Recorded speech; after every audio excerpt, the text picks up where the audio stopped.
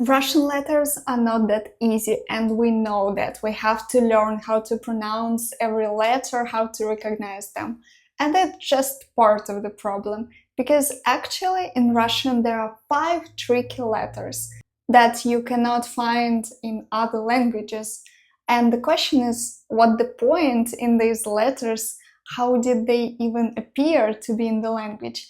Today, I'll tell you all about that. The first letter is the letter Yo. It's like yeah, but with 2 dots above. This letter is the most ignored letter in Russian alphabet because some people, they write it down, some people don't. When you type something on the keyboard, you can put it as Yo, or if you don't want to, if you don't care, you can put it as yeah, and guess what? Other people would understand what you meant. So there are really no rules if you have to use these 2 dots or not. We don't really care. I can see it as yeah, and I can still pronounce it as yo if I know the word. I don't know why, guys. I'm so sympathetic about you. These letters look like a disaster. But let's see what is the historical context of that.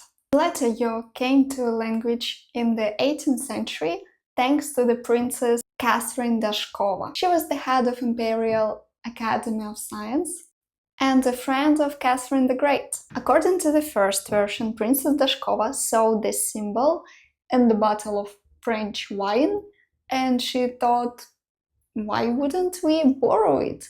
And according to the second theory, Princess Dashkova again, she just saw German umlaut and she decided to take it from there so our language would be more cool, European-like. The next letter we're going to talk about went through a lot, and it is Y, or how we call it I kratka. Again, it looks like E, but with a little backwards arch on the top.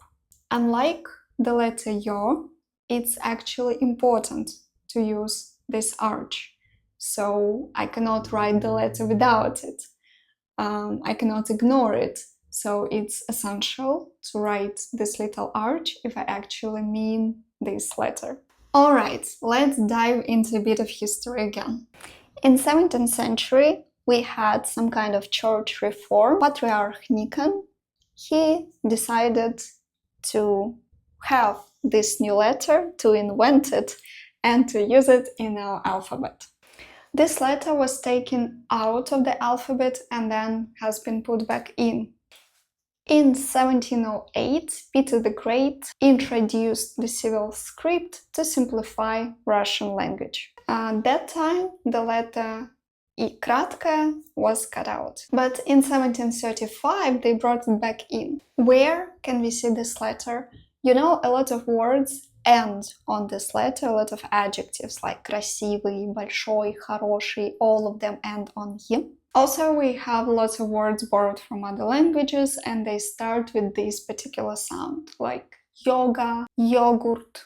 Fun fact, foreigners often make a mistake in writing this letter. They do it like a Spanish wave, but actually be careful when you spell it. It has to be like this, like a proper arch backwards. Now we came to the most fun part. It's 2 letters that have no sound. Imagine that. We have 2 letters in the alphabet that make no sound whatsoever. Why the hell we even have them? Their names are the hard sound and the soft sound, that's how we call them. But they actually make no sound!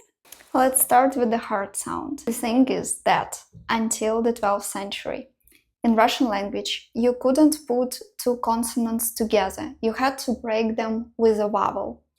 And if there was no vowel, then they had to use some kind of symbol to separate 2 letters, to make a bit of the pause. Also, some scientists believe that over the time, people just stopped using very short vowels because they were speaking really quickly, they understood each other. They wanted to show it in writing that something has to be there, like some kind of little pause, but it wasn't a letter. It still doesn't make sense.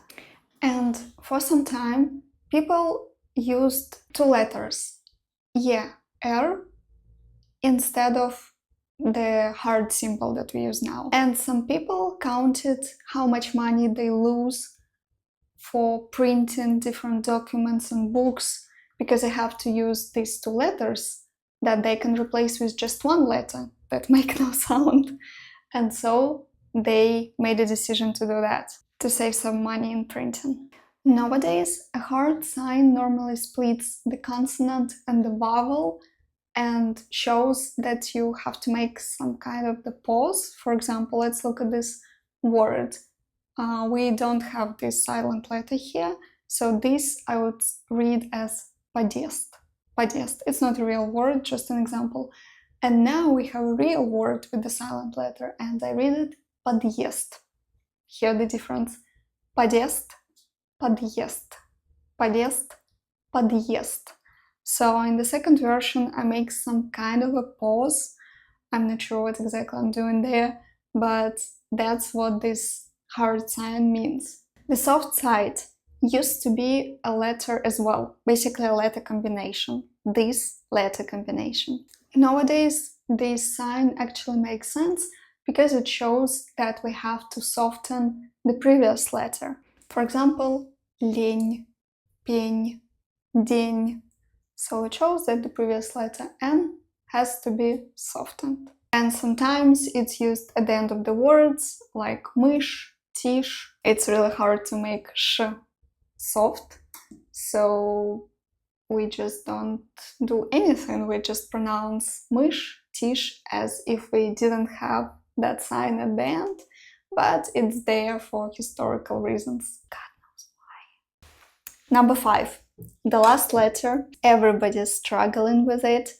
When I studied in Moscow State University and they taught us how to teach Russian to the foreigners, they told us that the best way to explain to a foreigner this sound is to ask them to lift something heavy up. So imagine that you're lifting something heavy and you make this sound. That's the letter. Try to remember it.